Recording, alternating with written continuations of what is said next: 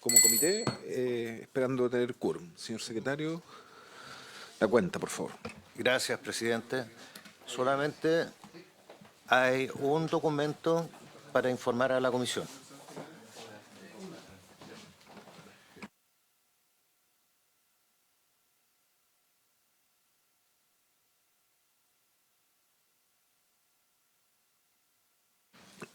Iniciamos la sesión ya formalmente de la comisión. Gracias, presidente. Corresponde informar de observaciones del señor Carlos Baeza, de Carlos Baeza y compañía abogados, quien remite de propia iniciativa observaciones y comentarios al texto del proyecto de ley que regula el desarrollo de plataformas de apuestas en línea. Eso es todo, presidente. Muy bien, muchas gracias, señor secretario. Y en la sesión de hoy día estábamos citados para... ya, antes de la cuenta, solo... No, mejor veamos el tiro. Senador Eduardo de la cuenta, por favor. Gracias, presidente. No, yo quería saber, presidente, si hemos podido coordinar algo con la Comisión de Hacienda para empezar la tramitación o qué está pensando, presidente, referente a la tramitación de apuestas en línea en general. Yo no he tenido contacto con la presidenta de la Comisión de Hacienda. Dijo que habían sido muy activos en sacar varios proyectos de ley que estaban para la tabla hoy día de la sala. Así que esperemos a ver cómo avanza la tabla y ahí les aviso. Ojalá tengamos quórum para sesionar ambas comisiones. Lo importante es hacer los horarios. Pero yo lo voy a conversar con la senadora Rincón. Le voy a pedir al honorable señor secretario, por favor, que me lo recuerde. Con su ayuda, ya. Muy bien. ¿Cuenta? ¿Algo de la cuenta? Solamente recordar que respecto a ese proyecto que el plazo para indicaciones es hasta el día 29 de septiembre. O sea, todavía estamos dentro del plazo para que se presenten indicaciones. Y tiene que vencer el plazo para poder iniciar la discusión en particular. Era justamente eso lo que yo estaba pensando, pero se me había ido.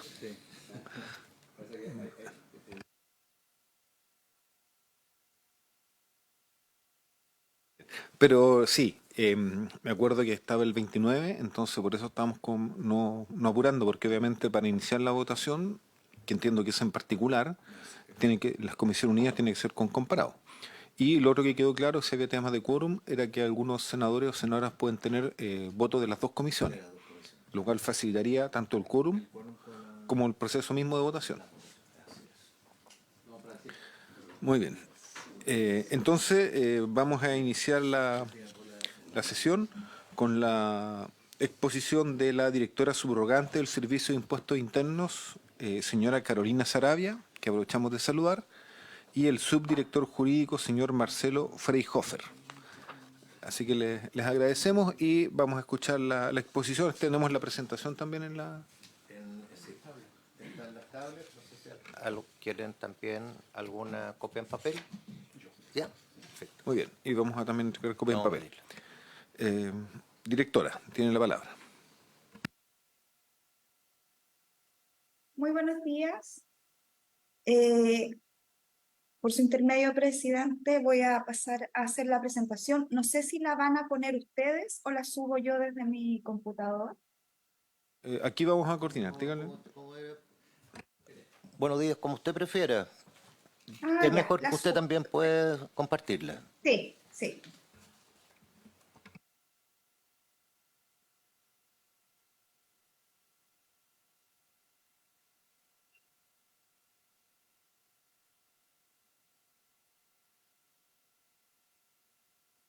¿La están viendo?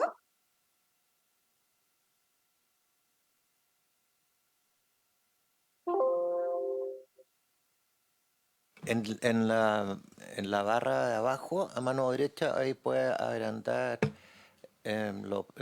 cada diapositiva para que ocupe la totalidad de la pantalla. Ah, perfecto. Cambiar.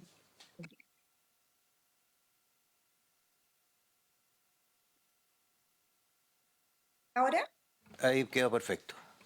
Perfecto. Gracias. Muchas gracias. Bueno, Estoy junto al subdirector jurídico Marcelo Freyhofer y queremos hacerle la presentación respecto de lo que tiene que ver con la información sujeta a secreto o reserva bancaria y comenzar comentando los artículos de la ley en donde existen procedimientos para que el Servicio de Impuestos Internos pueda tener acceso a información bancaria de los contribuyentes. Estos están contenidos dentro del Código Tributario, el artículo 62 y el artículo 62 bis, donde se establece un procedimiento general para que el servicio pueda solicitar información al contribuyente dentro del proceso de fiscalización, en la citación o con posterioridad a ella, para que el contribuyente entregue la información de sus cuentas corrientes. Acá el contribuyente puede acceder en esta etapa o no entregar la información y en ese caso el Servicio de Impuestos Internos entonces tiene que presentar un requerimiento al Tribunal Tributario y Aduanero. Esta fue una modificación que se introdujo en la ley 21.713 de octubre del año pasado y el servicio ha estado utilizando esta primera facultad que le permite solicitar a los contribuyentes en el proceso de fiscalización. La ha utilizado en 40 casos a la fecha. No obstante, solo en uno de ellos un contribuyente ha accedido a entregar la información bancaria en esta etapa del proceso de fiscalización. Y por lo tanto, ahí se está evaluando en qué otros casos se va a solicitar al tribunal tributario o si con los antecedentes que entrega el contribuyente puede continuarse ese proceso. Igualmente, en la norma está contenido que el contribuyente, más allá del proceso de citación, puede autorizar previamente al banco del que es titular para entregar directamente la información sujeta a secreto o reserva cuando así lo requiera el servicio para el ejercicio de sus facultades fiscalizadoras. ¿Ya? Ahora, adicionalmente, en la ley 21.713 se incorporó un procedimiento especial que procede en determinados casos, por ejemplo, en procesos de recopilación de antecedentes, que es el proceso donde se está investigando un potencial delito tributario, y también en aquellos procesos de fiscalización que se funden en la información contenida en los artículos 85 bis y 85 ter del Código Tributario, que se los voy a explicar más adelante. En estos casos, o sea, en un procedimiento de recopilación de antecedentes o en aquellos que se funden en alguno de estos dos artículos, el Servicio de Impuestos Internos va a poder solicitar al Tribunal Tributario y Aduanero directamente, sin audiencia ni citación del contribuyente titular de aquella cuenta. En estos casos, el servicio presenta un requerimiento ante el Tribunal Tributario y Aduanero y el juez tiene un plazo de 5 días para verificar los requisitos, es decir, que efectivamente sean en los procedimientos que contiene la ley, y deberá notificar al servicio dando cuenta que se cumple con los requisitos para enviar entonces el requerimiento al banco con la resolución del tribunal. Y entonces el servicio va a poder recibir la información dentro del plazo de 20 días en que es requerido al banco por parte del TTA el levantamiento del secreto de reserva bancaria. Hasta ahora el servicio ha utilizado desde octubre que entró en vigencia la ley 21.713 en 3 oportunidades la solicitud a través del procedimiento especial.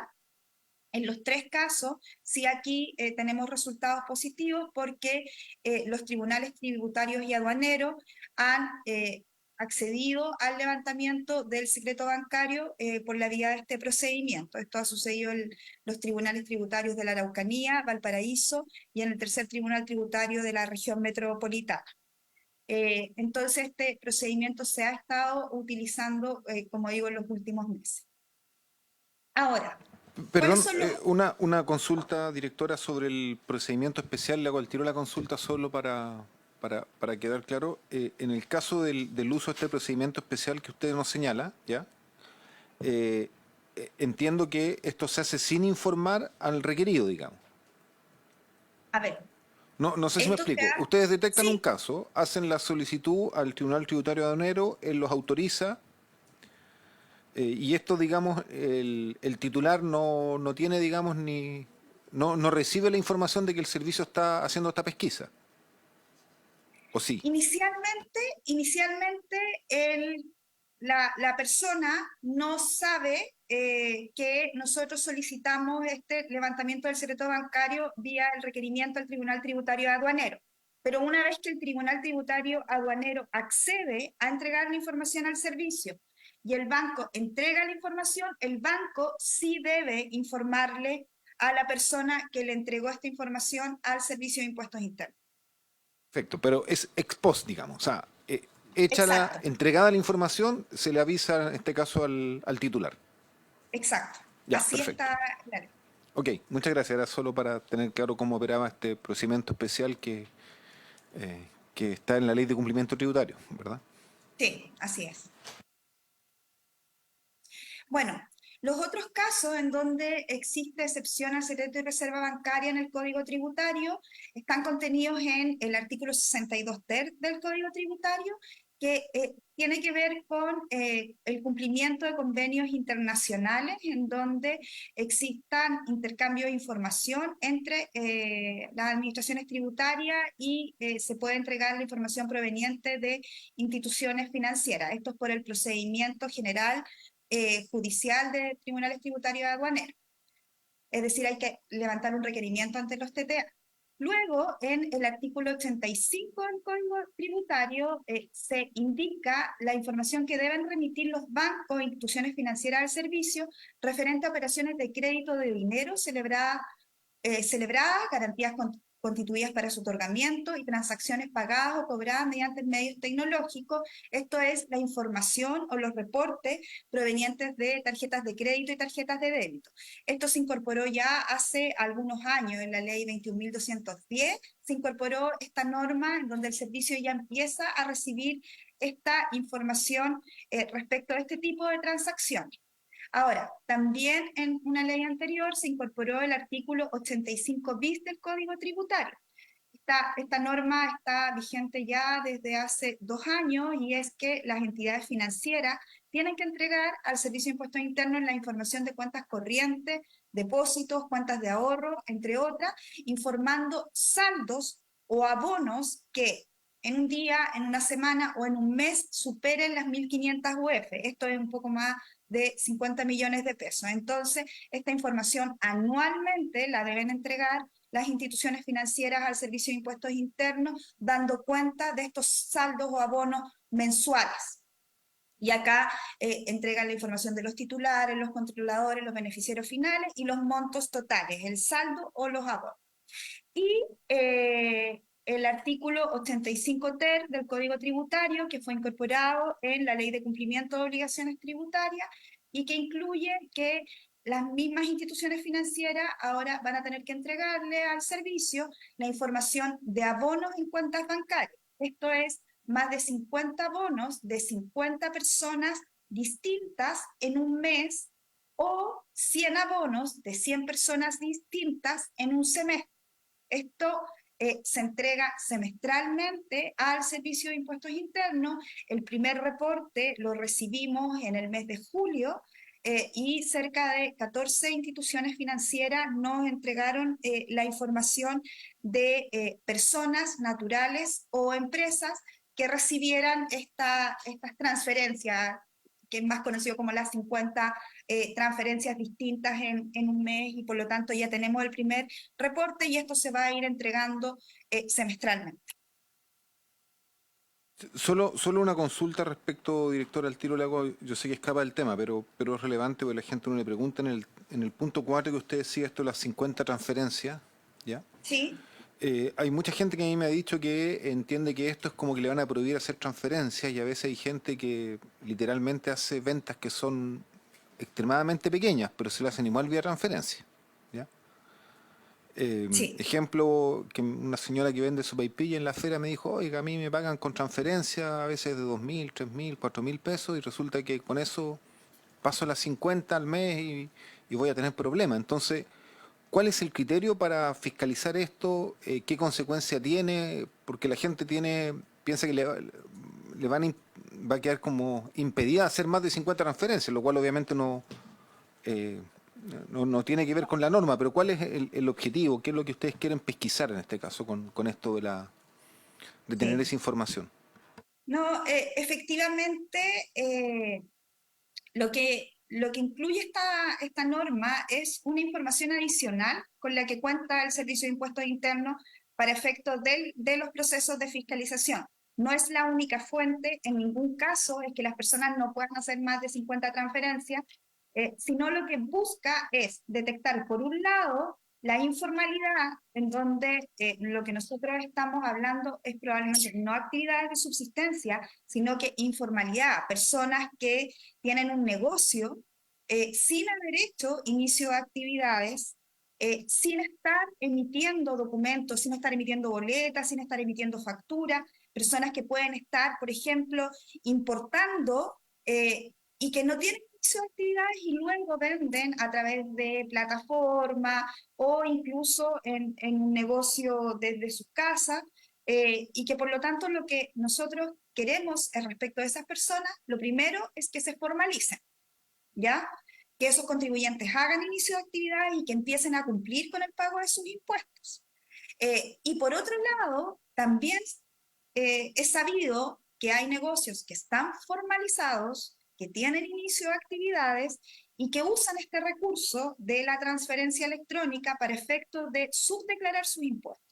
Y probablemente ustedes deben haber visto en más de un local comercial en donde ponen la cuenta corriente o la cuenta RUT y dice vía transferencia. Y en esos casos, no se, muchas veces no se emite la boleta electrónica. Al no emitirse la boleta electrónica, el Servicio de Impuestos Internos no sabe que existió una operación comercial y por lo tanto esta persona no declara la totalidad de sus impuestos. Entonces, yo creo que acá con esta norma es una información adicional para que el servicio pueda ayudar en la formalización a quienes no están formalizados y que empiezan a cumplir con sus obligaciones, pero por otro lado también detectar dentro de los contribuyentes formales quienes están subdeclarando los impuestos.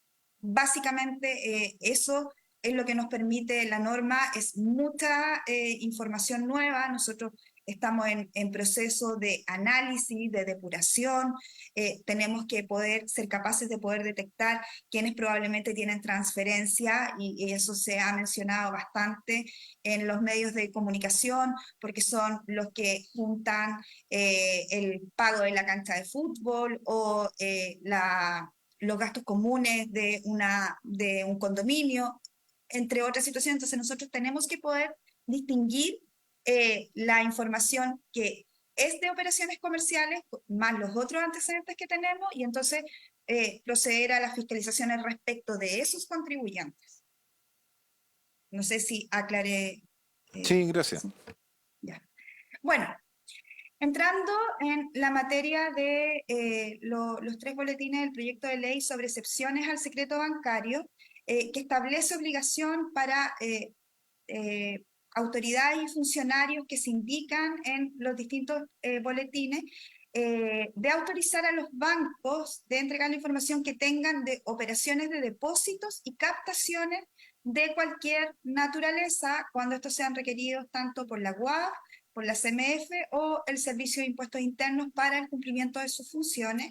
Acá nos gustaría señalar que el artículo 154 de la Ley General de Banco establece que las operaciones de depósito y captaciones de cualquier naturaleza que reciben los bancos están sujetas a secreto bancario y que estas operaciones no pueden proporcionarse salvo que el titular lo haya expresamente autorizado y incorpora sanciones si se infringe la norma. Ahora, en esta misma ley se indica que las demás operaciones, o sea, las otras operaciones que no son de depósitos y captaciones, quedan sujetas a reserva. Y entonces también ahí se indica que los bancos van a poder conocerla a quien demuestre un interés legítimo, etc. Entonces, ¿por qué queríamos mencionar esta diferencia entre las operaciones de depósito y captaciones que están sujetas a secreto bancario y las demás operaciones? Esto es porque el proyecto de ley que crea una excepción al secreto y a la reserva bancaria para ciertas autoridades y funcionarios públicos, pero en la redacción de la norma alude exclusivamente a las operaciones de depósito y captaciones de cualquier naturaleza. Entonces, está aludiendo a las que tienen que ver con el secreto tributario. Por lo tanto, podría entenderse de esa redacción que las operaciones bancarias que están sujetas a reserva, como los préstamos, tarjetas de crédito, tarjetas de débito, entre otras, no quedarían dentro de este proyecto de ley. Entonces, queríamos levantar ese tema porque lo que nosotros vemos de la redacción es que en todas partes se habla de secreto y reserva bancaria, no obstante, en el cuerpo de la ley solo se habla de operaciones de depósito y captación de cualquier naturaleza, que son exclusivamente las que están sujetas al secreto bancario. Ese es un primer comentario que tenía. Ahora, el segundo comentario es que también en el proyecto de ley se señala que la autorización a los bancos se entregará durante el plazo que las autoridades, hasta el plazo en que las autoridades cesen sus funciones. Ahora, eso quiere decir que podría, en el caso del Servicio de Impuestos Internos, quedar sin posibilidad de realizar un proceso de fiscalización en caso de que se establezca este cese de sus funciones, ya que no dice que cuando esta autoridad cese sus funciones, el Servicio de Impuestos Internos pueda, por ejemplo, acceder a la información del periodo en el que sí ejerció la función. Por lo tanto, en un periodo posterior, ante un proceso de fiscalización, no podría tenerse acceso a la información cuando la autoridad o el funcionario público estuvo en ejercicio. Entonces, creemos que si pudiera incorporarse que dentro de los plazos de prescripción tener acceso a la información de secreto y reserva bancaria del periodo en que estuvo en función la autoridad, creemos que podría facilitar los procesos de fiscalización posterior. Y bueno, eso es lo que traíamos. Muy bien, muchas gracias a la directora subrogante y al subdirector jurídico. No sé si a mí me quedó muy clara la presentación respecto a lo que ustedes piden incorporar. Y no sé si senador Buenchumilla, senador Edwards, quiere hacer alguna consulta. ¿No? Senador Buenchumilla. Sí, muchas gracias, señora directora, por la presentación. Yo quería hacer una consulta respecto de la última parte de su intervención, respecto de la posibilidad de requerir información después del cese de funciones y dentro del plazo de prescripción. Solamente una duda y una pregunta, porque las autoridades, mientras están en el ejercicio de su cargo, hablemos de autoridades electas o autoridades designadas por el presidente de la República, por otro mecanismo, con participación tanto del Ejecutivo como de la Corte Suprema y del Senado eventualmente, al momento de ejercer ese cargo, tienen un estatuto bastante sistémico que dice relación con muchas cosas. Y por lo tanto, esa persona era un ciudadano común y corriente hasta el día anterior que accede a ese cargo de responsabilidad pública y al momento de acceder se coloca un traje, por así decirlo, de un estatuto especial que tiene muchas aristas, muchas implicancias, como por ejemplo en los parlamentarios el fuero y otros mecanismos, digamos, para, por así decirlo, que protegen el correcto desempeño de su función con obligaciones y con derechos. Entonces la pregunta es, si ese traje termina un día X a las 12 de la noche, al día siguiente vuelve a ser un simple ciudadano que evidentemente está en una situación distinta a aquel que está ejerciendo una función.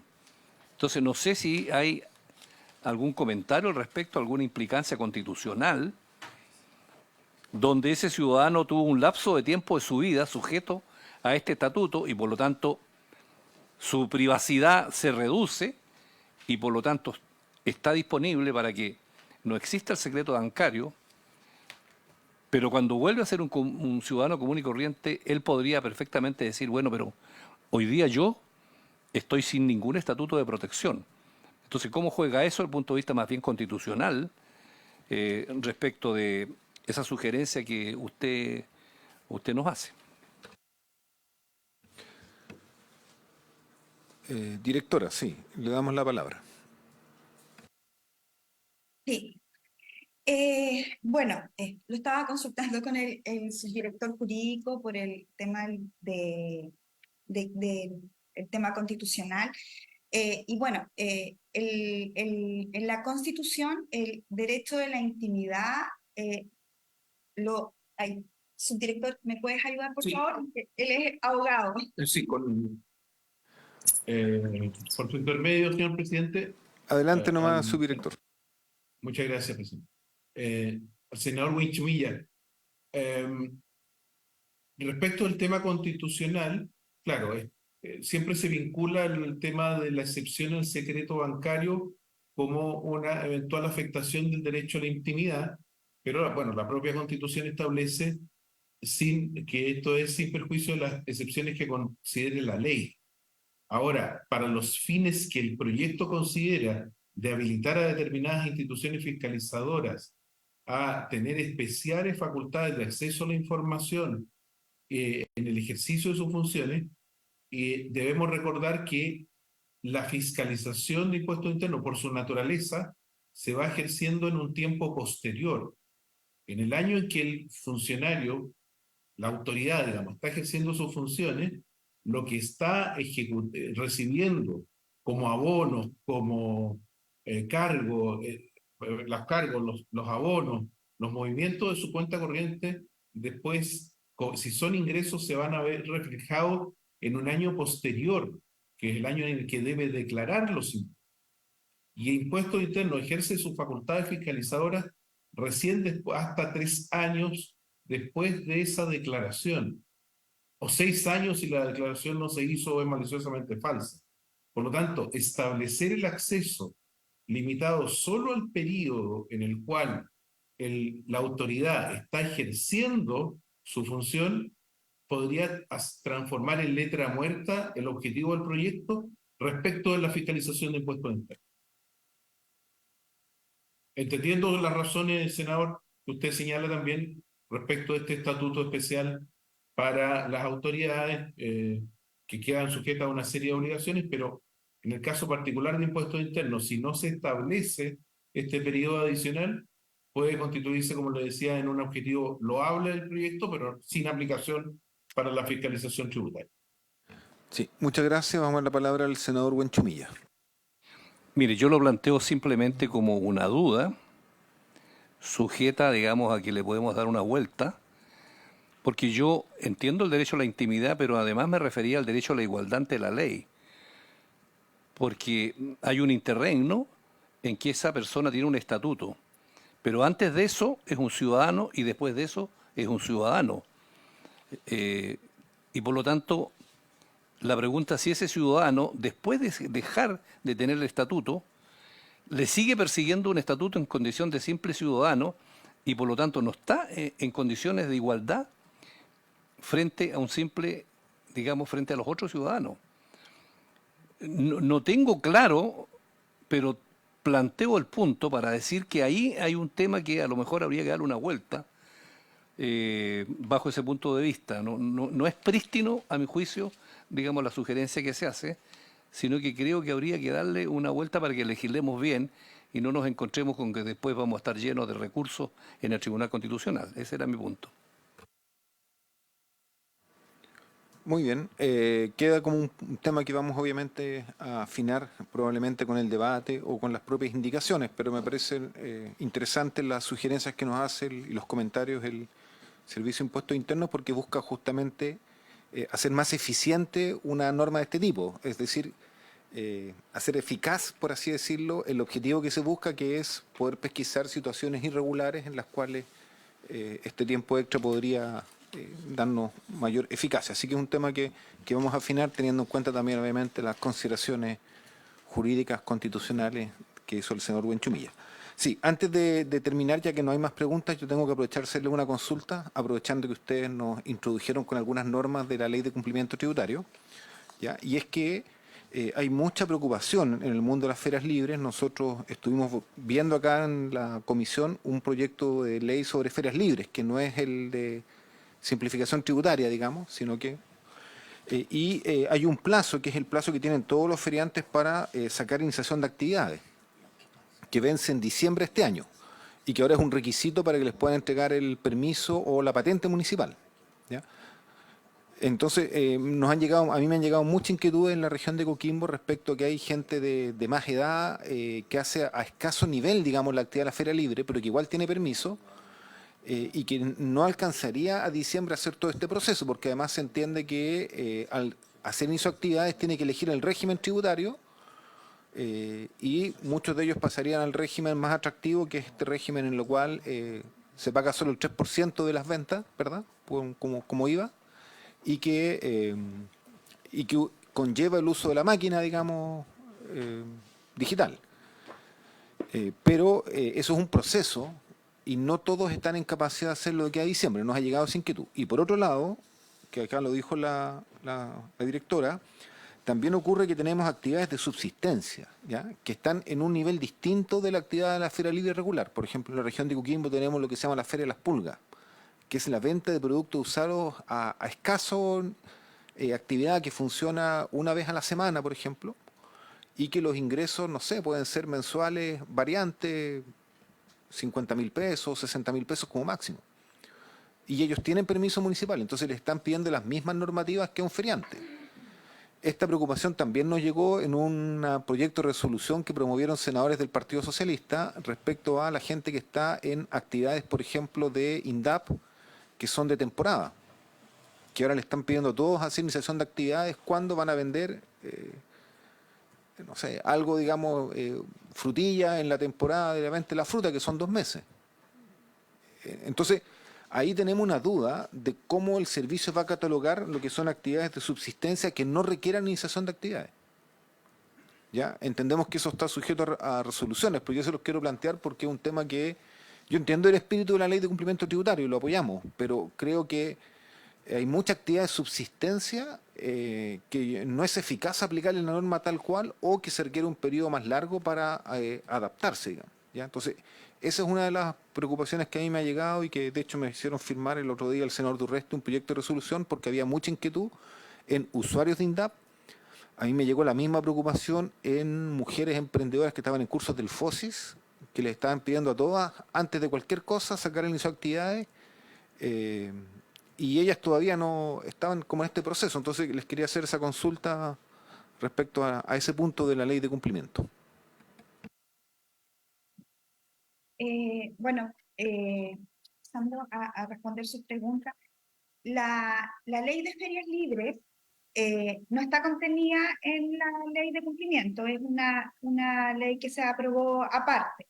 Ahora, la ley de ferias libres efectivamente, como usted indica, tiene un plazo para que las personas que trabajan en ferias libres eh, realicen su inicio de actividades dentro del régimen de ferias libres o si quieren optar al régimen general de IVA, pero efectivamente el régimen de ferias libres es un régimen mucho más beneficioso para ellos porque es el 1,5% de las ventas que realicen, ese es el monto del pago del impuesto, más no más allá de un 2% que sería la comisión hacia los proveedores de pago. Ahora, lo que sí hay que tener claro es que las personas que se pueden registrar como ferias libres en el Servicio de Impuestos Internos, primero deben tener una patente municipal, un permiso ya otorgado por la municipalidad. Entonces, ¿en qué etapa hoy día nos encontramos? Nos encontramos en la etapa en que las municipalidades le están informando al Servicio de Impuestos Internos quiénes son las personas que tienen estas patentes municipales.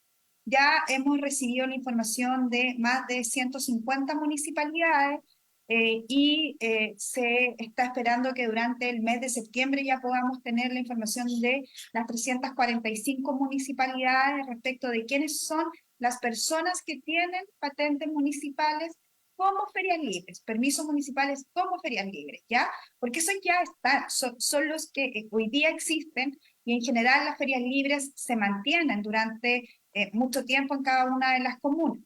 No es que todos los meses se estén creando ferias libres, sino que son los mismos feriantes que hoy día existen. Ellos van a tener plazo efectivamente hasta el 31 de diciembre para registrarse en este régimen especial o en el régimen general de IVA. Este régimen especial es muy beneficioso porque no solo es una tasa de impuestos muy baja, del 1,5%, sino que también los exime de tener que emitir documentos tributarios, de emitir boleta, en definitiva, de llevar libros de contabilidad, balance. Ellos no tienen que llevar ningún de aquellas obligaciones que tiene el resto de los contribuyentes que realizan operaciones comerciales. O sea, solamente tienen que registrarse como ferias libres y luego tener un dispositivo de pago para efectuar sus transacciones. Entonces, el registro efectivamente hasta el 31 de diciembre, nosotros no en ningún caso estamos diciendo que tiene que estar registrado para tener la patente, porque la patente ya la tienen, ellos ya la tienen. Y eso nosotros lo hemos estado conversando con las asociaciones de feriantes, estamos con una campaña también desplegada a nivel nacional para que nuestros equipos en las direcciones regionales puedan contactarse con las ferias libres que en general están bien agrupadas para que vayamos acompañándolo en este proceso, tanto en el proceso del registro como en el proceso posterior de adquirir una máquina para recibir los pagos en los casos que correspondan. Ahora, ese es un universo de contribuyentes. Las ferias libres, y ahí como les digo, hay diferentes plazos. En este minuto nosotros estamos esperando el reglamento que establece cuáles van a ser los requisitos para los proveedores de pago. Una vez que se publique este reglamento, entonces también ahí vamos a poder acompañar a los feriantes en que cuáles son estos dispositivos, entregarles mayor información. En nuestra página web nosotros hemos publicado bastante información de cómo va a operar este régimen. Y eso es una parte. Otra parte es lo que efectivamente está en la Ley de Cumplimiento de Obligaciones Tributarias, que establece obligaciones de inicio de actividades, de exigir el inicio de actividades a instituciones públicas, municipalidades, instituciones del Estado, que era una norma que antes de la ley 21.713 no existía, pero también establece obligaciones para los bancos, establece obligaciones para las plataformas de pago y para las plataformas de comercio, los marketplaces, para que también exijan el inicio de actividades a quienes utilizan los dispositivos de pago o utilizan el marketplace para comercializar productos. Entonces, dentro de ese contexto, sí hay instituciones públicas como INDAP, FOSI, Mujeres Emprendedoras, que deberían exigir inicio de actividades para aquellos que vayan a realizar operaciones comerciales. Y ahí también tenemos una mesa de trabajo hoy día, especialmente con gremios que asocian a mujeres, y estamos revisando cuáles son los programas que ellos tienen, porque no todos sus programas tienen que ver con personas que van a realizar operaciones comerciales. Por ejemplo, se nos ha mencionado un programa en donde se le entrega una cantidad de dinero a una mujer en general para que pueda en su casa plantar ciertos alimentos y en definitiva estos alimentos los consume ella misma y puede compartir con las personas de su entorno. Entonces, si esa persona no va a realizar una operación comercial, no se le debe exigir el inicio de actividad. Y ahí por eso tenemos esta mesa de trabajo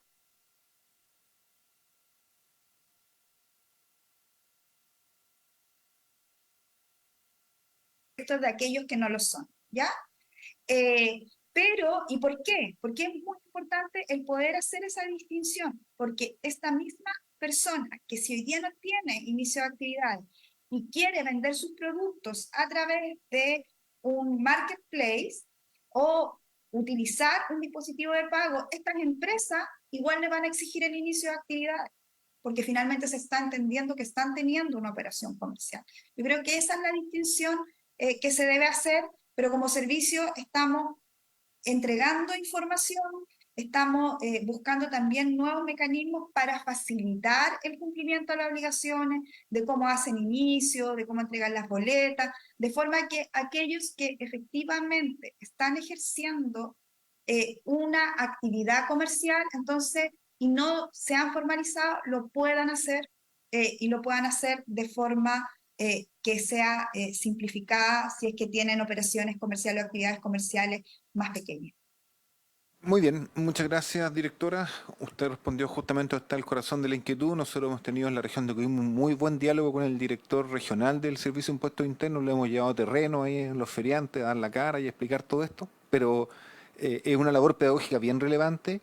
Hay harta inquietud respecto a algunos dictámenes que se espera. Sobre todo, le insisto, en estos de los casos de subsistencia que son actividades de muy pequeña escala, ya que son comerciales pero de muy pequeña escala. Entonces, que se puede actuar con flexibilidad de parte del servicio. Yo entiendo que ustedes tienen actividades que quedan excepcionadas, que van en esa línea, pero bueno, es un tema que vamos a seguir dialogando, pero se lo señalo porque en terreno nos ha salido y hemos tenido muy buena disposición del director regional para ir a terreno y comentar este tema, que claro, que es algo nuevo. Hay algunos feriantes que ya tienen iniciación de actividad y siempre han trabajado, entre comillas, formalizado, pero hay un gran número que no, y los que no son justamente los más pequeños, los que venden menos, los que están menos informados, hay gente de mucha edad, entonces es un proceso lento y que requiere harta pedagogía y a veces también no ser tan tajante con los plazos, por eso nosotros tenemos la duda hacia diciembre o hay que correrlo un poco a marzo, ver ahí esa situación.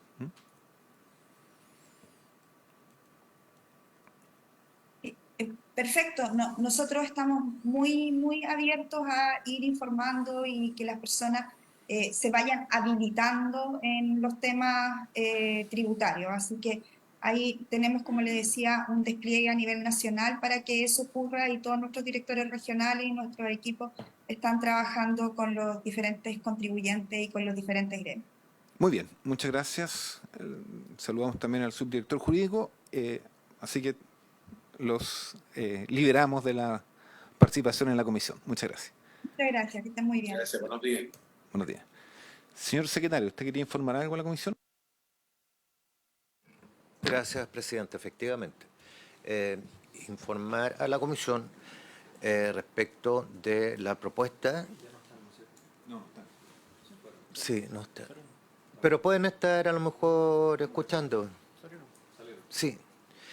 La semana pasada, a solicitud suya, presidente, la Secretaría formuló dos propuestas posibles, porque la misión de la Comisión de Economía es precisamente fusionar de las tres mociones y hacer un único proyecto de ley.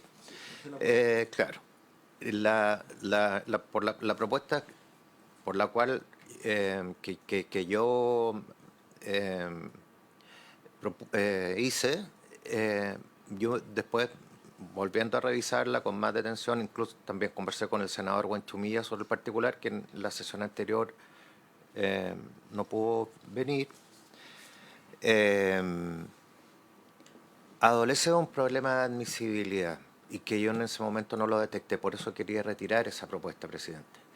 Porque al permitir que los bancos pudieran entregar directamente a la institución que lo solicita antecedentes de determinadas personas que son las que se indican en el proyecto y que la comisión va a tener que ir analizando en su mérito. Se está implícitamente concediendo una facultad que actualmente no tiene ninguna de estas instituciones. Y ese ya es un problema que excede la iniciativa de los parlamentarios en materia legislativa. Otorgarle una facultad de ese tipo a la Comisión para el Mercado Financiero, a la Unidad de Análisis Financiero o a Impuestos Internos u otra institución eventualmente, supone conceder una facultad que actualmente no tienen. Y la Constitución dispone que frente a ese escenario la iniciativa es exclusiva del Presidente de la República. Por lo mismo,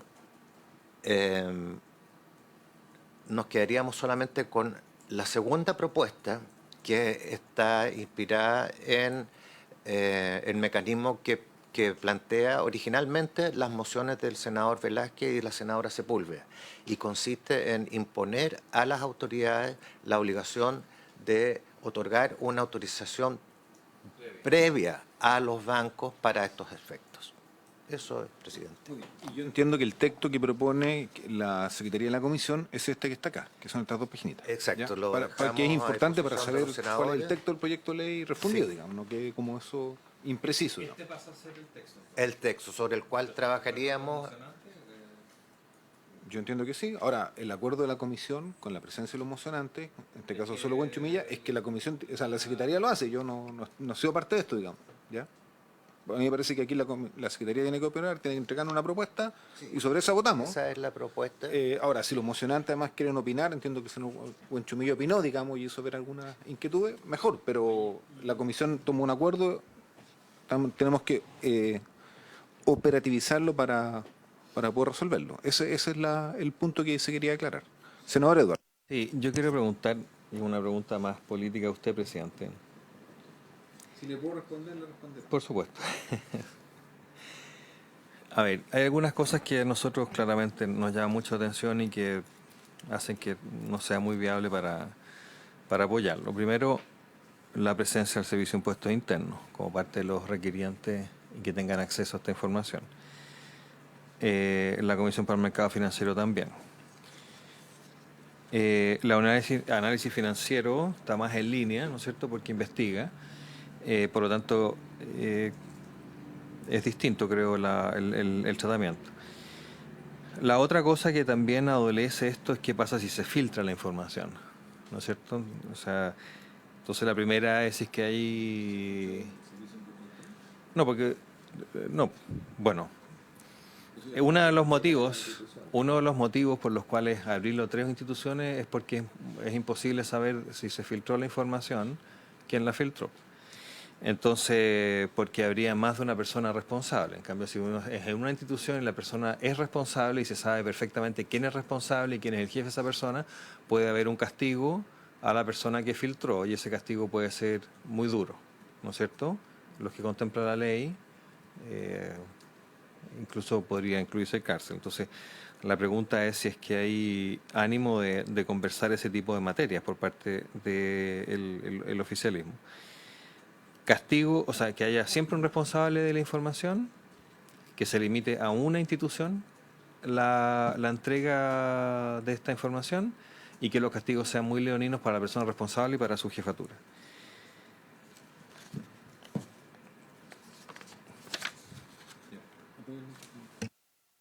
Yo conversé con los mocionantes y vino el senador Velázquez. Ellos comparten las 3 instituciones que sean las que corresponden que estén contempladas. Por lo tanto, no tenemos que votar el proyecto de ley como queda refundido, digamos. No hay opciones de... porque es una moción, digamos. O sea, son mociones, además. Y en lo segundo, hay que recordar que la ley, tanto del Servicio de Impuestos Internos como la CMF, ya establece sanciones que son muy duras en el caso de que se viole el secreto de la información. Por lo tanto, no se requiere agregar sanciones. Otra cosa es que uno dijera, bueno, pero... Es que por eso, lo primero es saber si hay sanciones o no hay sanciones. Hoy día la ley contempla en cualquier caso de que se filtrara información reservada, tanto de la CMF o del Servicio de Impuestos Internos, sanciones que son drásticas y severas. Ahora, si la duda está en que hubiera un procedimiento eficaz para averiguar eso, bueno, el procedimiento eficaz tiene que ser administrativo y si uno considera que es constitutivo delito judicial. Pero sanciones existen en esta materia. Ahora, de todas maneras, es un tema pertinente a discutir y si se quiere excluir a una u otra, es perfectamente posible en el marco de las indicaciones que se harán si el proyecto de ley es aprobado. Así que no se inhabilita que alguien pueda decir, mire, me parece que lo más eficaz es tener en vez de 3, 2 o en vez de 3, 1. Eso es parte perfectamente de la discusión. Se levanta la sesión.